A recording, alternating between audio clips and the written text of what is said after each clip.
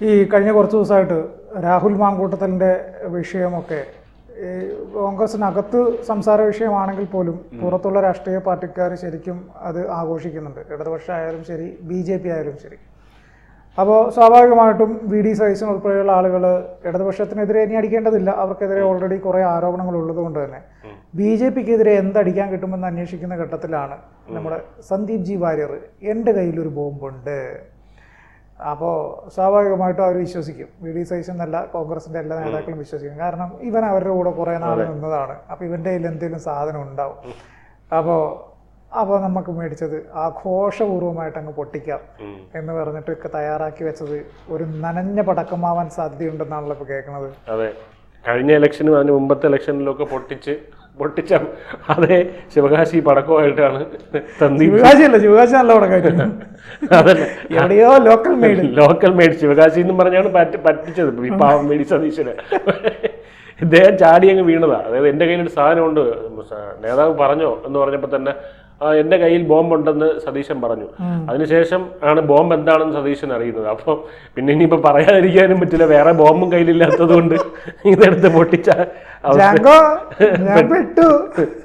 അതായിരുന്നു അവസ്ഥ. ഇന്നലെ അരുൺകുമാറും മറ്റും പറയുന്നുണ്ടായിരുന്നു, ഈ ശ്രീകൃഷ്ണകുമാറിനെ പറ്റിയുള്ള ഒരു ആരോപണമാണെങ്കിൽ അത് എഴുന്നള്ളിച്ചുകൊണ്ട് വരണ്ട എന്നുള്ള രീതിയിൽ പറഞ്ഞു. മിക്കവാറും രാഷ്ട്രീയ വനവാസത്തിനൊക്കെ VD സതീശൻ പോകേണ്ടി വരും എന്നുള്ളൊരു സാഹചര്യം നിലവിലുണ്ട്. എന്തായാലും ഈ എന്താണ് അണുബോംബുണ്ട്, ഇവരുടെയൊക്കെ ആശാനുണ്ടല്ലോ തലപ്പത്തിരിക്കുന്ന, പ്രായം കൊണ്ടല്ല അല്ലാതെ, നമ്മുടെ രാഹുൽ ഗാന്ധി, അദ്ദേഹം ഈ ഒരു ബോംബുണ്ടെന്നും പറഞ്ഞ് 2-3 ആഴ്ച മുമ്പേ വന്നിരുന്നു. അത് പൊട്ടിച്ചു കഴിഞ്ഞാൽ ഇലക്ഷൻ കമ്മീഷൻ ബാക്കി ഉണ്ടാവില്ല എന്നൊക്കെ ആയിരുന്നു അദ്ദേഹത്തിൻ്റെ വീർവാദം. അപ്പോൾ ഇന്ത്യയുടെ പ്രതിപക്ഷ നേതാവ് രാഹുൽ ഗാന്ധി അദ്ദേഹം ആ ഒരു പ്രസ്താവന നടത്തി 2-3 ദിവസങ്ങൾക്ക് ശേഷം ആ ബോംബ് പൊട്ടിച്ചു. എന്നിട്ട് വാർത്താ സമ്മേളനം വിളിക്കുന്നു, വോട്ടർ പട്ടികയുടെ കോപ്പികൾ കാണിക്കുന്നു, വലിയ ക്രമക്കേടെന്ന ആരോപണം ഉന്നയിക്കുന്നു, 2 പേരുകളുണ്ടെന്ന് പറയുന്നു, 2 വോട്ടർമാരുടെ വോട്ട് ചെയ്തതായുള്ള രേഖകൾ കാണിക്കുന്നു. എന്നാൽ ഈ രേഖകളെല്ലാം വെച്ചുകൊണ്ട് തെരഞ്ഞെടുപ്പ് കമ്മീഷന് നിയമപ്രകാരം ഒരു പരാതി കൊടുക്കുമെന്ന് പറയുമ്പോൾ അതിന് പറ്റൂല, അതിന് തയ്യാറല്ല എന്നാണ് പറയുന്നത്. ഞാനൊരു രാഷ്ട്രീയക്കാരനാണ്, ജനങ്ങളോട് മാത്രമേ കാര്യങ്ങൾ പറയൂ എന്ന് ശാഠ്യം പിടിക്കുന്നു. എന്നാൽ പിന്നെ ഈ തെരഞ്ഞെടുപ്പ് കമ്മീഷന് പരാതി നൽകണ്ട, ശരി കോടതിയിൽ പോകൂ എന്ന് പറഞ്ഞാൽ പറയും കോടതിയിൽ താൻ പോകില്ല എന്ന് പറയുകയാണ്, വാശി പിടിക്കുന്നത്. അതോടുകൂടി ആദ്യ ദിവസത്തെ വാർത്താ സമ്മേളനത്തിൽ ഏതാണ്ട് പകുതിയായപ്പോൾ തന്നെ രാഹുൽ ഗാന്ധിയുടെ ഈ അണുബോംബ് ഏതാണ്ട് നനഞ്ഞ പടക്കമായി മാറി എന്ന് നമ്മൾ കണ്ടതാണ്. അത് ആ ഒരു ആരോപണം ഉന്നയിച്ചുകൊണ്ട് രാഹുൽ ഗാന്ധി ബീഹാറിൽ എവിടെയോ ഇത്തരത്തിലൊരു യാത്രയും ആയിട്ട് മുന്നോട്ട് പോകുന്നുണ്ട്. എന്നല്ലാതെ കാര്യമായിട്ടുള്ളൊരു ചലനമൊന്നും ഇന്ത്യൻ രാഷ്ട്രീയ രംഗത്തിൽ ആ ബോംബ് ഉണ്ടാക്കിയില്ല എന്ന് വേണം നമ്മളിപ്പോൾ കാണുന്നത്. അതായത് തെരഞ്ഞെടുപ്പ് കമ്മീഷൻ ആ ബോംബിനെ മൈൻഡ് ചെയ്യാതെ, ഇത്തരം ബോംബുകളൊന്നും ഞങ്ങളെ ഭയപ്പെടുത്തില്ല എന്ന് മൈൻഡ് പോലും ചെയ്യാതെ ഇവിടുത്തെ കേരളത്തിലെ ചില മാധ്യമ പ്രവർത്തകർ ഗുരുതരമായ ആരോപണങ്ങൾ ഉയരുന്നുണ്ട്. അതായത് അന്വേഷണം നടത്തില്ലേ എന്നൊക്കെ തെരഞ്ഞെടുപ്പ് കമ്മീഷനോട് ചോദിച്ചു. അപ്പോൾ ഈ ആരോപണങ്ങളൊക്കെ എപ്പോഴാണ് ഉന്നയിക്കേണ്ട സുഹൃത്തേന്ന് തെരഞ്ഞെടുപ്പ് കമ്മീഷൻ തിരിച്ച് ആ മാധ്യമ പ്രവർത്തകരോട് ചോദിക്കുന്നു. അപ്പോൾ ഒരു അന്വേഷണവും ഇല്ല, പരാതി തന്നാൽ മാത്രം അന്വേഷണം എന്ന രീതിയിൽ തെരഞ്ഞെടുപ്പ് കമ്മീഷൻ ഈ ആരോപണങ്ങളെ അർഹിക്കുന്ന അവജ്ഞയോടെ കൂടിയാണ് തള്ളി മുന്നോട്ട് പോകുന്നത്. കാരണം ഈ പരാതി കൊടുക്കുമ്പോൾ അതിന് ഒരു അക്കൗണ്ടബിലിറ്റി ഉണ്ട്, അതായത് അവിടെ ശിക്ഷിക്കപ്പെടാനുള്ള സാധ്യതയുണ്ട്. കാരണം ഒരു ആരോപണമാണ് അവിടെ ഉന്നയിക്കുന്നത്. അപ്പോൾ അണുബോംബ് പൊട്ടിയിട്ടും തെരഞ്ഞെടുപ്പ് കമ്മീഷൻ ഒന്നും പറ്റിയില്ല. രാഹുൽ ഗാന്ധി ദേശീയ തലത്തിൽ ഇത്തരം പല മണ്ടത്തരങ്ങളും പറയും. പക്ഷേ നമ്മൾ ശ്രദ്ധിച്ചാൽ അറിയാം, അതായത് VD സതീശൻ അങ്ങനെ അതിനൊന്നും വലിയ കാര്യമാക്കാറില്ല. രാഹുൽ ഗാന്ധി പറയുന്നതിനും അങ്ങനെ കാര്യമായിട്ട് എടുക്കുന്ന നമ്മൾ കണ്ടിട്ടില്ല. അമേരിക്കയിൽ പോയി ഭാരതവിരുദ്ധമായിട്ട് പല കാര്യങ്ങളും രാഹുൽ ഗാന്ധി പറഞ്ഞത്, അതിനൊന്നും VD സതീശൻ മൈൻഡ് ചെയ്തില്ല, അതിനൊന്നും കാര്യമാക്കി എടുത്തിട്ടില്ല. പക്ഷെ അതിന് വാർത്താലേഖകർ ചോദ്യങ്ങൾ ചോദിച്ചപ്പോഴൊക്കെ VD സതീശൻ ഉഴപ്പി വിടുന്നതാണ് നമ്മൾ കണ്ടത്. മറ്റു പല വലിയ ആരോപണങ്ങൾ ചൗക്കിദാർ ചോർഹെ, അതായത് KSUവിൻ്റെ ലെവൽ ഒരു മുദ്രാവാക്യത്തിന് അത്രയും പോലും ലെവലില്ലാത്ത ചൗക്കിദാർ ചോർഹയൊക്കെ കൊണ്ടുവന്നപ്പോൾ പോലും VD സതീശൻ അതൊന്നും ഏറ്റുപിടിക്കാത്ത നമ്മൾ കണ്ടതാണ്. അപ്പോൾ അങ്ങനെ പല ആരോപണങ്ങളും രാഹുൽ ഗാന്ധി ഇങ്ങനെ കൊണ്ടുവന്നിട്ടുണ്ട്. അതൊന്നും തന്നെ സംസ്ഥാന ഘടകം അങ്ങനെ വലിയ കാര്യമായി എടുത്തിട്ടില്ല. രാഹുൽ ഗാന്ധി ബോംബ് പൊട്ടിക്കുമെന്ന് പറഞ്ഞ ആ സ്ട്രാറ്റജി പക്ഷേ VD സതീശന് ഇഷ്ടപ്പെട്ടു. അതായത് ഒരു ബോംബുണ്ടെന്ന് പറഞ്ഞ് മീഡിയ അറ്റൻഷൻ കംപ്ലീറ്റ് ക്യാപ്ചർ ചെയ്യുക. മറ്റേ മിഥുനം സിനിമയിൽ ഇന്നസെന്റ് ഇങ്ങനെ പൊട്ടിക്കെന്ന് പറയും. ഈ അവസ്ഥയിലാണ് BJP ഇപ്പൊ നിൽക്കുന്നത്.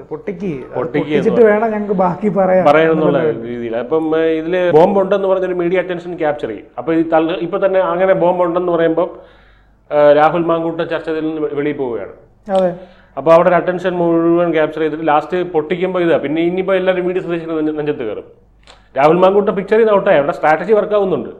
അപ്പോൾ ഇതാണ് അവരുടെ ഒരു പദ്ധതിയായിട്ട് നമ്മൾ കണ്ടത്. അപ്പോൾ ഇതാണ് VD സതീശൻ ഫൈറ്റ് ചെയ്ത് എന്തായാലും രാഹുൽ മാങ്കൂട്ട് നമ്മൾ ഈ ജലപീരങ്കി വരുമ്പോൾ ജലപീരങ്കി വരുന്ന സമയത്ത് ഇങ്ങനെ ഫ്രണ്ടിൽ കയറി നിൽക്കുന്നവരെ കണ്ടിട്ടില്ലേ?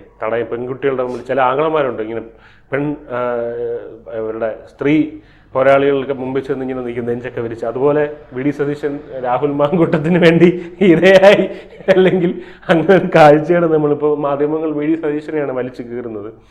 അപ്പോൾ നമ്മൾ കണ്ടതാണ്. അതായത് ഈ രാഹുൽ മാങ്കൂട്ടത്തിനെതിരെ പച്ചയായിട്ടുള്ള ആരോപണങ്ങളാണ് വന്നത്. അതിനെ നിഷേധിക്കാൻ പോലും ഒരു അക്ഷരം, അത് തെറ്റാണെന്ന് പറയാൻ പോലും ആർക്കും നട്ടല് അവിടെ നിവർന്നില്ല എന്നുള്ളത്. അതായത് രാഹുൽ മാങ്കൂട്ടത്തിൽ അടൂരിലെ വീട്ടിൽ മണിക്കൂറുകളോളം ഒളിച്ചിരിക്കുകയാണ് ചെയ്തത്. അദ്ദേഹം ഏറ്റവും അവസാനം മാധ്യമപ്രവർത്തകരെ ഒഴിവാക്കാനായി കാർ എടുത്ത് പുറത്തു പോകുന്നു. അവർ പോകുന്നില്ലെന്ന് കണ്ടപ്പോൾ കാർ അതേപടി തിരിച്ച് വീട്ടിലേക്ക് വരുന്നു. ഇങ്ങനെയൊക്കെയുള്ള പല അഭ്യാസങ്ങളും അവിടെ നടക്കുന്നുണ്ട്. പക്ഷേ രാജിവെക്കില്ല എന്ന് അദ്ദേഹം ഉറപ്പായിട്ടും ശാഠ്യം പിടിക്കുന്നുണ്ട്.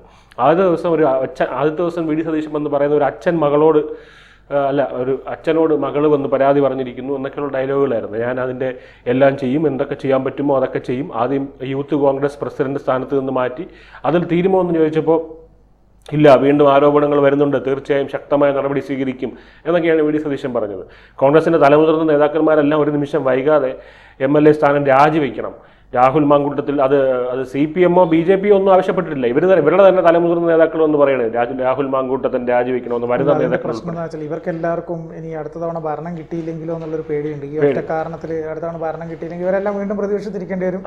വീണ്ടും തേഞ്ഞു എന്നുള്ളൊരു അവസ്ഥ വരുന്നതുകൊണ്ടാണ് ഇവർ പോയിക്കോട്ടെ കുഴപ്പമൊന്നുമില്ല എന്നുള്ള രീതിയിൽ പറയുന്നത്. കോൺഗ്രസിൽ നേതാക്കന്മാർ തന്നെ ചില വനിതാ നേതാക്കൾക്കൊക്കെ പറഞ്ഞിട്ട് ഇവനൊക്കെ ഈ പണി നിർത്തിയിട്ട് പോകണമെന്ന് എന്നാണ് ഇപ്പോൾ ഈ വനിതാ നേതാക്കൾ ഉൾപ്പെടെ പറഞ്ഞിരിക്കുന്നത്. പൊതുപ്രവർത്തനം അവസാനിപ്പിക്കണമെന്നൊക്കെയാണ് പറഞ്ഞത്. അപ്പോൾ എന്തായാലും എല്ലാ നേതാക്കളും പകൽ മുഴുവൻ രാഹുൽ മാങ്കൂട്ടത്തിനെതിരെ വലിയ ആരോപണങ്ങളായിരുന്നു ഉന്നയിക്കുന്നത്. അതിനുശേഷം ഇയാളെ പുറത്താക്കണം, രാജിവെച്ചില്ലെങ്കിൽ പൊതുപ്രവർത്തനം അവസാനിപ്പിക്കണം എന്നൊക്കെയുള്ള വി.ഡി. സതീശൻ വെല്ലുവിളിക്കുന്നു. ഒരു ദിവസം മുഴുവൻ ഇങ്ങനെ വെല്ലുവിളി നടത്തുന്നു. അടുത്ത ദിവസം നമ്മൾ കാണുന്നത് രാഹുൽ മാങ്കൂട്ടവുമായി ചർച്ച നടത്തുന്നു. രാഹുൽ മാങ്കൂട്ടത്തോട് വി.ഡി. സതീശൻ പറയുന്നു രാജിവെക്കണം. രാഹുൽ മാങ്കൂട്ടം പറഞ്ഞു സൗകര്യമില്ല എന്ന് പറഞ്ഞു. അതിനുശേഷം സൗകര്യമില്ലെന്ന വാക്കും കേട്ടുകൊണ്ട് തിരിച്ചു ഒന്നും മിണ്ടാതെ കുറേ നേരം ഇരിക്കുന്നു. പിന്നീട് BJP-ക്കെതിരെ ഒരു ബോംബ് പൊട്ടിക്കുന്നു. ഇനി വേറെ വഴിയൊന്നുമില്ലല്ലോ, രാഹുൽ മാങ്കൂട്ടം സൗകര്യമില്ലെന്ന് പറഞ്ഞു. ഇനിയിപ്പോൾ ഒറ്റ വഴിയുള്ളൂ. പറഞ്ഞാൽ കേൾക്കാത്തത് രാഹുൽ മാങ്കൂട്ടമാണ്. അല്ലെങ്കിൽ രാഹുൽ മാങ്കൂട്ടം രാജിവെക്കണമെന്ന് BJP-യോ CPM-ഓ അല്ല പറഞ്ഞാൽ നിങ്ങളുടെ തന്നെ നേതാക്കന്മാരാണ് എന്നുള്ള കാര്യം നിങ്ങൾ മനസ്സിലാക്കണം. അതായത് ഈ മാജിക്ക് കണ്ടതോടെ സതീശൻ ഉൾപ്പെടെയുള്ളവരുടെ നാവ് ഇറങ്ങിപ്പോയി. അതായത് നാവ് ഇറങ്ങിയതിന് ശേഷമാണ് വലിയൊരു ബോംബ് പൊട്ടിക്കുമെന്ന് രാഹുൽ ഗാന്ധി സ്റ്റൈലിൽ വി.ഡി. സതീശൻ പറഞ്ഞു. ഇതാണ് ഒരു പുതിയ ടെക്നിക്ക്. അതായത് ആ ചെക്കൻ്റെ ഈ ഒരു ഐഡിയ കൊള്ളാമെന്നുള്ള രീതിയിൽ എടുത്തുകൊണ്ട് വന്നിരിക്കുകയാണ്. എന്തായാലും തൽക്കാലം മാധ്യമപ്രവർത്തകരെ ഒന്ന് നിലയ്ക്ക് നിർത്താൻ വേണ്ടി ആയിരിക്കണം ആ ബോംബ് ഇന്ന് രാവിലെ വി.ഡി. സതീശന് വേണ്ടി സന്ദീപ് വാര്യറാണ് പൊട്ടിച്ചത്. സന്ദീപ് വാര്യർ പറഞ്ഞത് C. കൃഷ്ണകുമാർ BJP സംസ്ഥാന വൈസ് പ്രസിഡന്റ് ഇതുപോലെ ബലാത്സംഗ കേസിൽ പ്രതിയാണ്. ഈ അദ്ദേഹത്തിൻ്റെ ഭാര്യ സഹോദരിയുമായി ബന്ധപ്പെട്ടൊരു കേസാണ്. അതിൽ പിന്നീട് കഴമ്പില്ല എന്ന് പറഞ്ഞ് അത് അദ്ദേഹം കോടതി തന്നെ അദ്ദേഹത്തിന് വെറുതെ വിട്ട ഒരു കേസാണ്, നിരപരാധിയാക്കി പ്രഖ്യാപിച്ച കേസാണ്. അത് മാത്രമല്ല മാധ്യമങ്ങളോട് ഒരു പ്രസ് മീറ്റ് നടത്തി കാര്യങ്ങളെല്ലാം വിശദീകരിച്ചതുമാണ്. അതിൽ യാതൊരു കഴമ്പുമില്ലാത്തൊരു കേസും കൊണ്ടുവന്നാണ് ഇവിടെ ഇത്തരത്തിൽ ഒരു നടത്തിയത്. എന്തായാലും സന്ദീപ് വാര്യർ ഒരു ബോംബ് തൻ്റെ കയ്യിലുണ്ട് എന്ന് പറഞ്ഞപ്പോൾ അത് കേട്ട പാതി കേൾക്കാത്ത പാതി സതീശൻ അവിടെ വന്ന് പറഞ്ഞു. അതിനുശേഷം ബോംബ് എന്താണെന്ന് അറിഞ്ഞപ്പോഴാണ് പണി പാളി എന്ന് സതീശന് മനസ്സിലായത്. സന്ദീപ് ജി BJP-യുടെ അജിത് ഡോവലാണോ എന്നുള്ള സംശയം ഇപ്പോഴും ബാക്കി.